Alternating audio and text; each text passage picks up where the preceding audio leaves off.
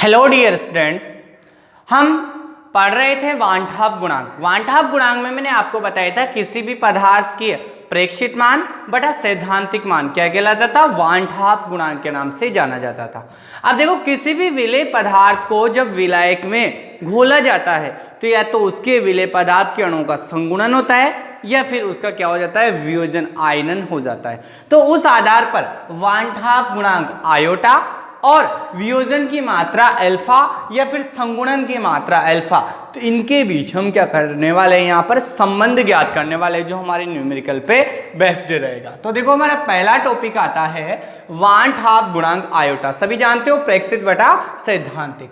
फिर वियोजन की मात्रा, यानी कि विलेय पदार्थ को जब विलायक में घोलोगे तो क्या होता है, टूट जाए तो वियोजन। तो वियोजन की मात्रा को अल्फा माना है, संगुणन को भी अल्फा ही माना है, पर वो देगा वहां पे हिंदी लिख के। तो अल्फा में अपन को क्या करना है, संबंध ज्ञात करना है। अब देखो, यदि लैंग्वेज क्या लिखेंगे, यदि किसी विलेय पदार्थ को यहाँ पर विलायक में घोला जाता है और विलेय पदार्थ का एक अणु अगर n अणुओं में टूट जाए, n मतलब एक से अधिक अणुओं में टूट जाए, तो इसे क्या कहते हैं, हम वियोजन की मात्रा कहते हैं। अब देखो, इसका अपन एक उदाहरण लेते हैं।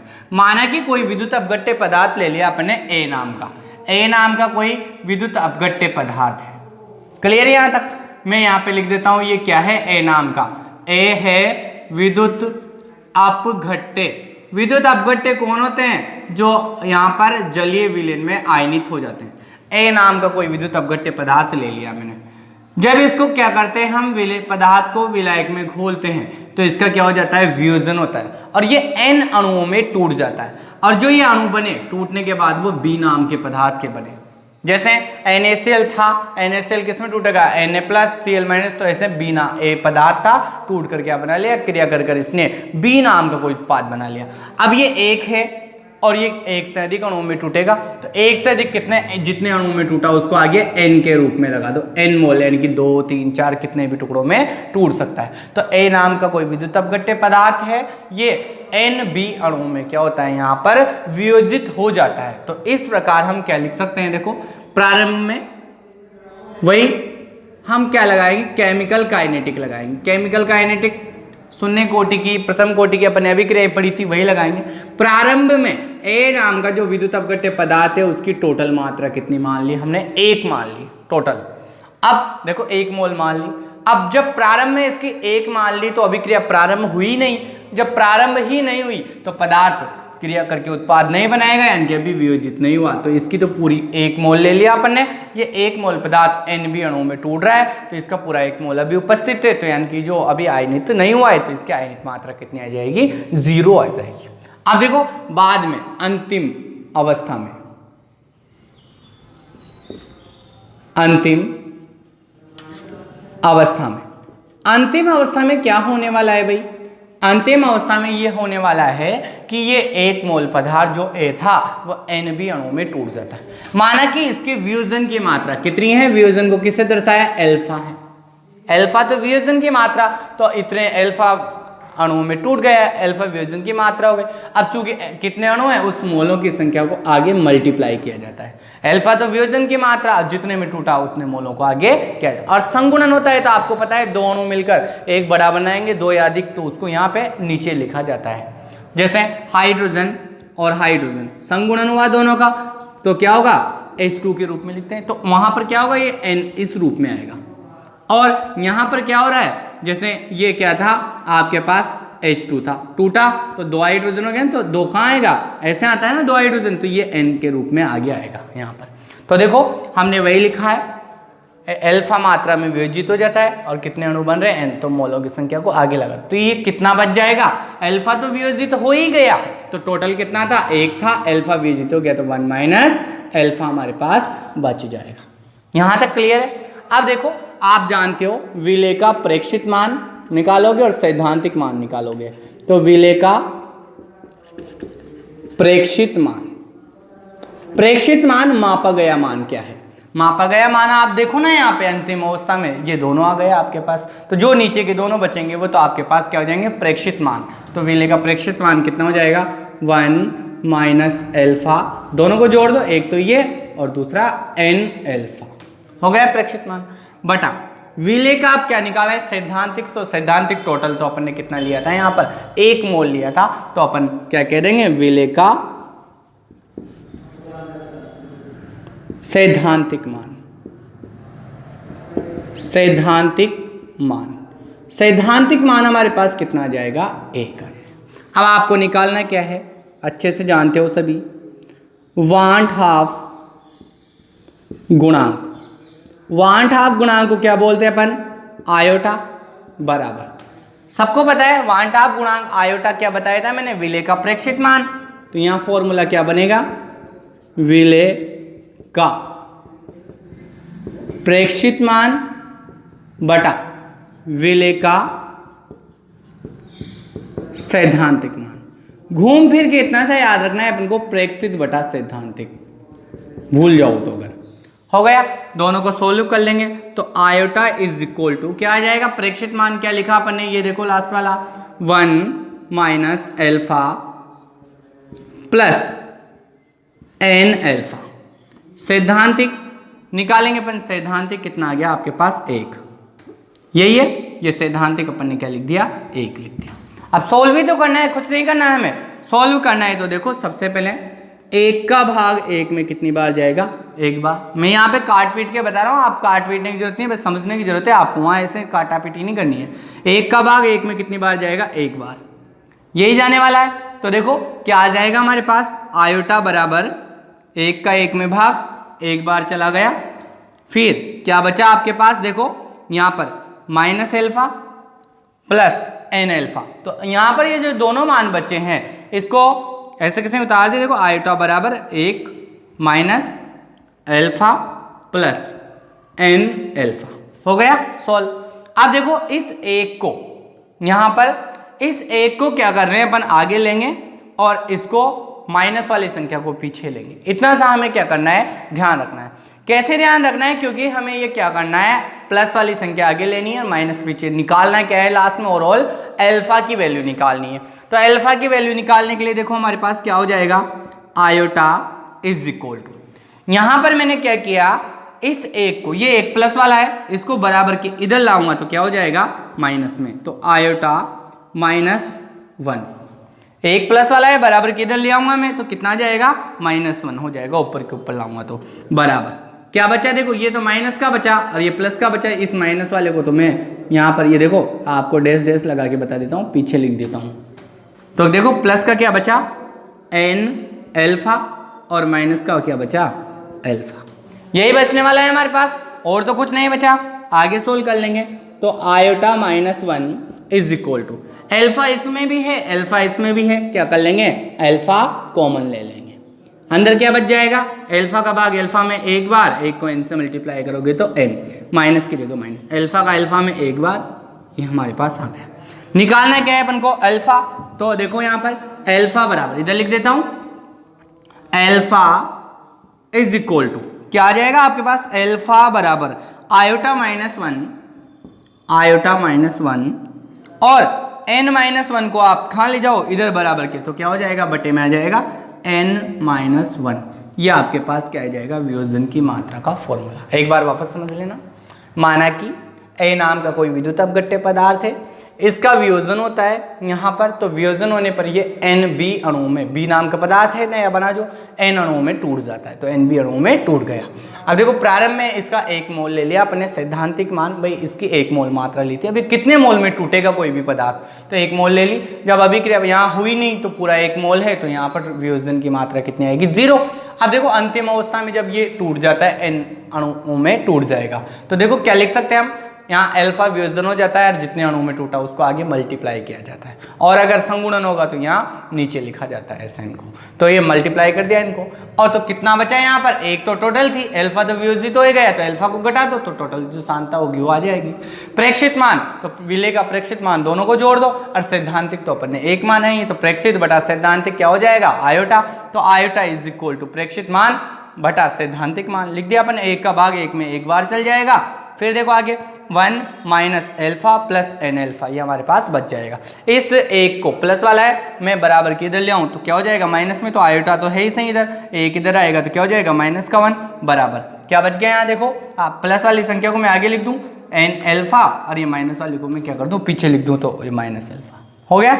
आगे देखो अब करना क्या है अपन को, इसको तो ऐसे कैसे उतार दिया, अल्फा इसमें भी कॉमन ले लिया अपन ने, अल्फा कॉमन लेने के बाद क्या बचा, देखो अल्फा का भाग अल्फा में एक बार और एक को एन से करोगे तो एन, माइनस की जगह माइनस, अल्फा का अल्फा में एक बार हो गया। तो ये हमारे पास आ गया। अल्फा निकालना है तो n-1 को आप कहाँ ले जाओ, बराबर किधर, तो कहाँ जाएगा, बटे में, तो आयोटा -1 और अपॉन n-1 यहाँ आ जाएगा, तो बराबर क्या बच जाएगा, अल्फा। ये हमारे पास क्या आ जाती है, वियोजन की मात्रा।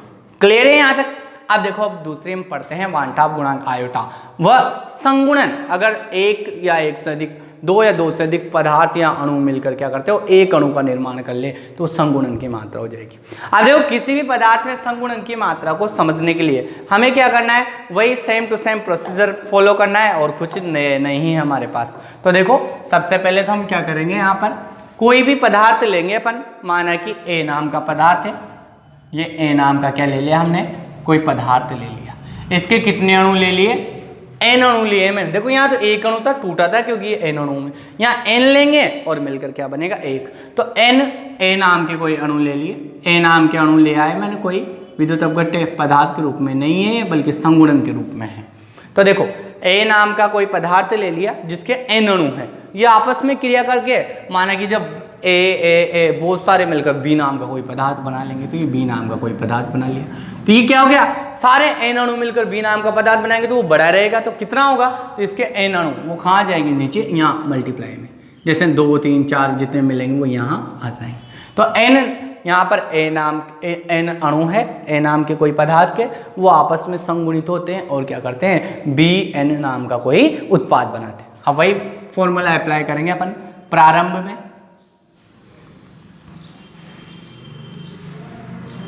प्रारंभ में इसका सैद्धांतिक मान कितना ले लूँ मैं, 1 ले लूँ। इसकी मोल मात्रा कितनी ले ली मैंने, 1 ले ली माना कि। तो यहाँ पर कितनी है, अभी संगुणन की मात्रा 0 है। देखो, यहाँ मैंने इसकी भी 1 ही ली, 10-20 नहीं ली, यहाँ 1 मोल ले लिया मैंने, तो अभी संगुणन नहीं हुआ, पूरा का पूरा यहाँ है, तो प्रारंभ में क्या है, अभिक्रिया नहीं होगी, तो इसका संगुणन की मात्रा 0 है।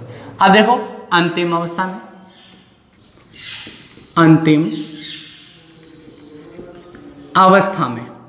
अंतिम अवस्था में माना कि इसके यहाँ पर एन अणुओं का संगुणन हो जाता है और अल्फा मात्रा में संगुणन हो जाता है। तो संगुणन की मात्रा क्या मान ली हमने, अल्फा। तो अल्फा तो हो गई, परंतु अणु कितने हैं, एन अणु, जितने भी अणु है ना उसका अपन क्या करेंगे, यहाँ भाग देंगे। वहाँ पे मल्टीप्लाई किया था, यहाँ नीचे आएगा, भाग देना पड़ेगा। ये तरीका है एक इसको बनाने का। तो देखो, अल्फा मात्रा में संगुणन हो गया, मिलकर ये बन गए, एन अणु है तो इसका भाग दे देंगे अपन। फिर देखो, इसके इधर कितनी रह जाएगी, एक तो टोटल थी और संगुणन कितना हुआ, अल्फा। इसको नहीं लिखते, केवल संगुणन अल्फा और वियोजन भी अल्फा ही होता है। तो अल्फा को क्या कर देंगे, घटा देंगे, तो 1 - अल्फा हमारे पास आ जाएगा। वन हाफ गुणांक आयोटा बराबर, डायरेक्ट लिख दो। अब देखो, सूत्र लिखने की कोई आवश्यकता नहीं है, यहाँ पर प्रेक्षित मान बटा क्या हो जाएगा, सैद्धांतिक मान। प्रेक्षित मान तो ये दोनों का योग आ जाएगा, तो देखो हमारे पास क्या आ जाएगा, 1 - alpha plus alpha upon n, ये तो प्रेक्षित मान, बटा सैद्धांतिक कितना है, 1 है। क्लियर है यहाँ तक। अब देखो, करना क्या है अपन को, इसमें इजी गोइंग में इसको सोल्व करना है। 1 का भाग 1 में तो कितनी बार चला जाएगा, 1 बार। तो आयोटा बराबर 1 - alpha plus alpha upon n. देखो, 1 का भाग 1 में 1 बार, तो 1 - alpha plus alpha upon n. अब आपको पता है, इसको लघुत्तम लेके सोल्व करेंगे। आपको जब पता है कि इसके नीचे कुछ नहीं है, जिसका कोई नहीं होता उसका कौन होता है, भगवान, वैसे इसका भी क्या है, 1 का भाग दे दो, कोई परेशानी नहीं है। लघुत्तम निकाल लेंगे, लघुत्तम निकालोगे तो आपके पास क्या आएगा, देखो आयोटा इज इक्वल टू 1 और एन। लघुत्तम क्या आ जाएगा, एन ले लो आप। 1 का भाग एन में एन बार जाएगा और एन को 1 से मल्टीप्लाई करोगे तो कितना जाएगा, एन। फिर माइनस की जगह माइनस, 1 का भाग एन में एन बार और एन को अल्फा से मल्टीप्लाई करोगे तो क्या हो जाएगा, एन अल्फा। ठीक, फिर प्लस की जगह प्लस। एन का भाग एन में 1 बार जाएगा और 1 को अल्फा से मल्टीप्लाई करोगे तो क्या हो जाएगा, अल्फा। ये हमारे पास आ गया। अब देखो, इतना आ जाने के बाद अब अपन इसको चाहें तो किसी भी तरीके से बढ़ा सकते हैं। अपन को निकालना क्या है, n की वैल्यू निकालनी है। अब देखो n की वैल्यू निकालने के लिए अपन इसमें और क्या क्या कर सकते हैं, और जो जो अपन कर सकते हैं उसको करके देख लेते हैं। मैं इस n को बराबर के इधर ले लेता हूँ, ध्यान देना, मैं इस n को बराबर के इधर ले लेता हूँ, तो क्या हो जाएगा हमारे पास, आयोटा तो है ही सही ऑलरेडी, n बराबर के इधर नीचे था, बराबर के इधर आते हैं, कहाँ जाएगा, ऊपर मल्टीप्लाई में, ये आ गया, बचा क्या ऊपर, n minus n alpha plus alpha, यही बचा हमारे पास। अब जो भी हमारे पास बचा है उसको सोल्व कर लेते हैं अपन। इस n को मैंने आगे ले लिया, तो आगे आ गया, तो प्लस में था, ऊपर के ऊपर आ जाएगा, तो किस में हो गया, माइनस में, बराबर बचा क्या, आप देखो minus n alpha plus alpha, यही बच रहा है हमारे पास। इसको हम कैसे लिख सकते हैं, देखो इस माइनस वाले को बाद में लिख दे, प्लस वाली संख्या को मैं पहले लिख देता हूं। तो देखो कैसे लिख सकते हैं अपन इसको, यहाँ पर अल्फा प्लस वाला है तो ये अल्फा, माइनस वाले को क्या कर दिया मैंने बाद में, n अल्फा मैंने लिख दिया।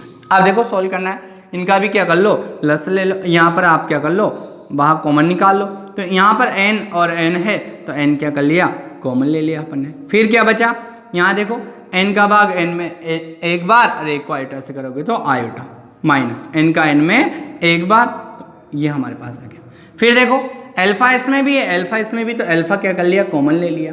फिर क्या हो जाएगा, कॉमन लेने के बाद अल्फा का अल्फा में एक बार, माइनस अल्फा का अल्फा में एक बार, एक को n से करोगे तो n हमारे पास आ गया। हमें निकालना क्या है यहाँ पर, अल्फा की वैल्यू, तो अल्फा इज इक्वल टू हमारे पास क्या आ जाएगा, बराबर n आयोटा माइनस 1, देखो alpha is equal to n iota minus 1, ये आप बराबर किधर लाओगे तो कहाँ जाएगा, नीचे बटे में, तो 1 माइनस n, ये हमारे पास क्या आ जाएगा, संगुणन की मात्रा का फॉर्मूला प्राप्त हो जाएगा।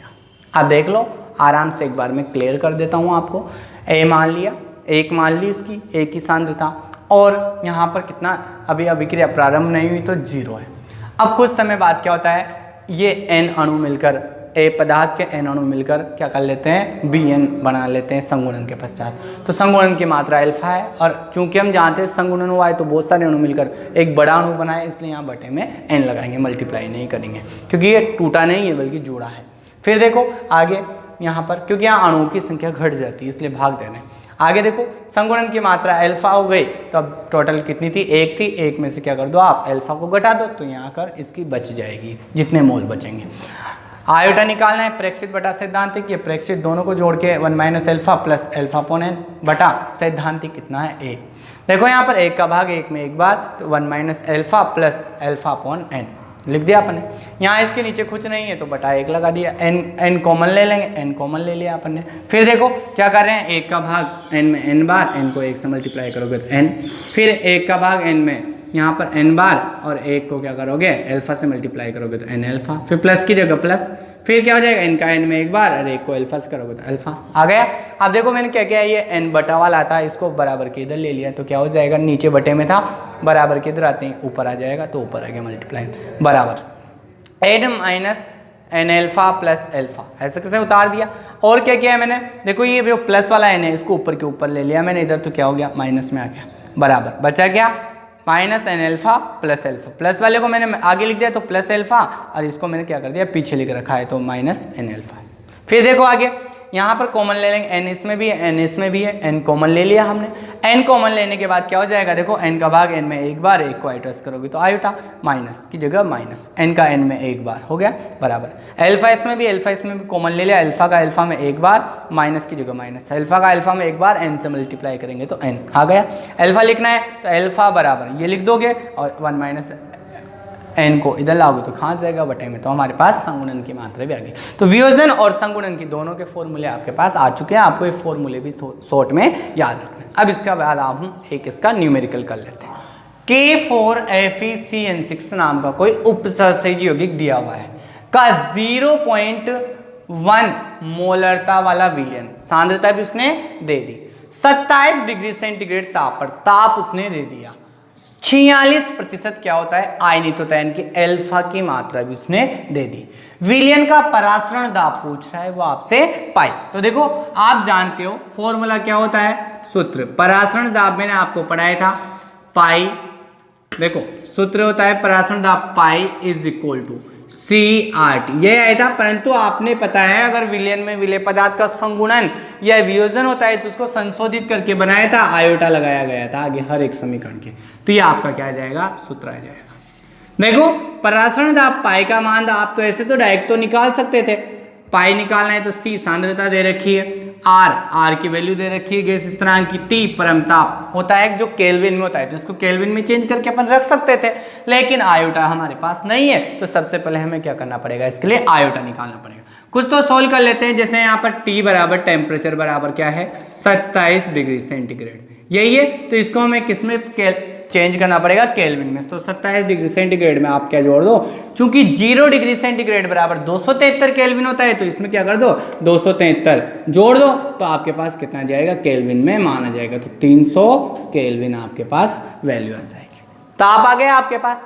ताप के बाद n की वैल्यू निकालनी है अपन को, n वियोजन की मात्रा कितनी है, n जैसे माना कि यहाँ 1 मोल था, 1 मोल कितने n अणुओं में टूट रहा है, बताया था ना अपन ने, यहाँ पर A नाम का कोई पदार्थ है वो वियोजित हो रहा है और B बना रहा है, n अणु में टूट रहा है, A नाम का पदार्थ n अणु में टूट रहा है, तो यहाँ पर A नाम का पदार्थ ये हो गया K4FeCN6, ये किस में टूट रहा है उसमें, तो देखो ये किस में टूट सकता है, K4FeCN6, चूंकि हमेशा ये बाहर का ही आयनित होता है, इस बड़े कोष्टक के अंदर की जो पूरा मान होता है ये आयनित नहीं होता है, ये स्थायी होते हैं यहाँ पर बंद, तो 4 तो K+ में टूट जाएगा, तो 4 तो K+ में, और एक क्या बच जाएगा आपके पास FeCN6 -4, 4 प्लस तो 4 माइनस, तो 4 अणु तो इसके, 4 मोल तो इसके, 1 मोल इसका, टोटल 5 मोल में टूटा है, तो n की वैल्यू कितनी आएगी इसके लिए 5 मोल, 4 तो K+ में टूट जाएगा और एक ये पूरा माइनस में टूट जाएगा, तो यहाँ पर क्या हो जाएगा, n की वैल्यू 5 मोल में टूटेगा ये पदार्थ, तो यहाँ पर n की वैल्यू कितनी लिख दी अपन ने 5। अब देखो चूंकि इसी से हम आगे बढ़ते हैं यहाँ पर इस सूत्र से, देखो ये वाला सूत्र मैं अप्लाई कर रहा हूँ, यहाँ थोड़ा सा आपको याद रखना पड़ेगा क्योंकि क्या है सोल्व करने में प्रॉब्लम नहीं आएगी। फिर ये वाला सूत्र लेता हूँ मैं, आयोटा बराबर, देखो आयोटा ही निकालना है अपन को, तो आयोटा बराबर क्या है आपके पास वहाँ पर n अल्फा प्लस अल्फा, अगर आप अदर सूत्र से भी कर सकते हो तो कर सकते हो, कोई परेशानी वाली बात, n का भाग n में जाएगा तो कितना आ जाएगा आपके पास 1, देखो n का भाग n में जाएगा कितना आ जाएगा 1, 1 को मैं कहाँ ले लूँ, इधर आगे ले लूँ माना कि, तो क्या हो जाएगा, ध्यान दो n का भाग n में एक बार 1 को आगे ले लूँगा तो क्या हो जाएगा, यहाँ पर प्लस का 1 है उसको आगे लेते हैं, किसमें हो जाएगा माइनस का 1, तो आयोटा -1, सूत्र बनाना बता रहा हूँ मैं आपको, n का भाग n में एक बार 1 को आगे ले लो बराबर को है, तो इधर किसमें माइनस में हो जाएगा, क्लियर। अब क्या बचा प्लस वाला, ये अल्फा, और ये माइनस वाले को मैं बाद में लिख देता हूँ n अल्फा, क्लियर है यहाँ तक, ये आपको सबको आता है। अब इसमें हमें क्या करना है, देखो इसमें अपन को कुछ नहीं करना है, इस 1 को मैं वापस ले जाऊं और इसको अपन को क्या करना है, सोल्व करना है, तो देखो इस आयोटा बराबर -1 को मैं इधर ले जाऊं वापस तो क्या हो जाएगा +1, -1 को मैं इधर ले गया तो क्या हो गया +1, और अल्फा कॉमन ले लिया अपन ने, तो देखो 1 प्लस तो है ही सही यहाँ पर, तो हम क्या कर लेंगे अल्फा कॉमन ले लेंगे, तो अल्फा कॉमन ले लिया तो क्या बच जाएगा 1 - n आ जाएगा हमारे पास, सॉरी अल्फा कॉमन ले लिया n+1, नहीं अपन को तो सीधा सूत्र रख देते हैं, इतने माथा पच्ची नहीं करनी है, आपको डायरेक्ट याद रखना है आयोटा बराबर, देखो इतना पक्षांतर करने में ज़्यादा टाइम वेस्ट नहीं करना है, वहाँ पे आयोटा बराबर 1 + n-1 डायरेक्ट रख देते हैं अपन तो, ठीक है, बस आपको तो इतना सा फॉर्मूला याद रखो ये होता है, तो एक फॉर्मूला अगर आपने याद रख लिया, यहाँ अल्फा आएगा तो हम आगे सोल्व कर सकते हैं, बस आयोटा निकालना है तो आयोटा = फॉर्मूला याद ही रख लो क्योंकि बहुत लंबा पक्षांतर करके फिर भी वापस वहीं जाना है, तो ये रख लिया अपने तो आयोटा बराबर 1 + अल्फा n-1, 1 की वैल्यू 1 प्लस अल्फा की वैल्यू, ध्यान दो सूत्र क्या करना है अपन को, अल्फा निकाल, यहाँ पर अल्फा, तो अल्फा की वैल्यू आप क्या करोगे, यहाँ पर अल्फा है चूंकि यही लिख देता हूँ, अल्फा बराबर 46% आयनित होता है, तो टोटल 100 में से कितना आयनित हो गया 46%, तो ये अल्फा की वैल्यू आ गई, तो देखो अल्फा की वैल्यू अपन क्या कर देंगे यहाँ रख देंगे, तो 1 प्लस अल्फा कितना है 46/100 कर दिया हमने, फिर देखो n-1, n कितना है 5 मोलों में टूटेगा -1, सोल्व करेंगे आयोटा बराबर यहाँ पर कितना हो जाएगा, देखो 1 प्लस 46/100, 5 माइनस 1 4, 4 का भाग 100 में 25 बार हो गया ना, तो देखो कितना आ जाएगा 1 प्लस 46/25 आ गया। भाग नहीं जाता तो लघुत्तम ले लेंगे, तो आयोटा इज इक्वल टू 25, तो क्या आ जाएगा लघुत्तम 1 का भाग 25 में 25 बार, 25 को 1 से करोगे तो 25 प्लस फिर 25 का भाग 25 में 1 बार, 1 को 46 से करोगे तो 46। क्या कर देंगे 25 प्लस 46 जोड़ देंगे, कितना आ जाएगा 71/25। 25 का भाग अपन 71 में दे देंगे, सभी जानते हो भाग देना, तो आ जाएगा 2.84। यह आपके पास आयोटा का। अब आपको निकालना क्या है प्रश्न दाब। अतः प्रश्न दाब पाई इज इक्वल टू आई की वैल्यू कितनी रखोगे 2.84। देखो ये रहा आई की वैल्यू, आयोटा की वैल्यू। सी क्या है सांद्रता, सांद्रता कितनी दे रखी है 0.1, तो ये 0.1 इंटू फिर इसके बाद क्या है आर की वैल्यू कितनी दे रखी है 0.082 इंटू फिर क्या है टी परमताप, परमताप केल्विन में होता है, तो केल्विन में चेंज कर लिया हमने 300। तो करना क्या है बस गुणा करना है, मल्टीप्लाई करते हैं, हमारे पास आ जाएगा आंसर 6.98। दाब है तो किस में आएगा एटीएम में, तो ये हमारा आंसर हो जाएगा। कोशिश कीजिए, थोड़ा मेहनत भी करो ताकि आपको अच्छा से अच्छा कर पाओ। Thanks for watching.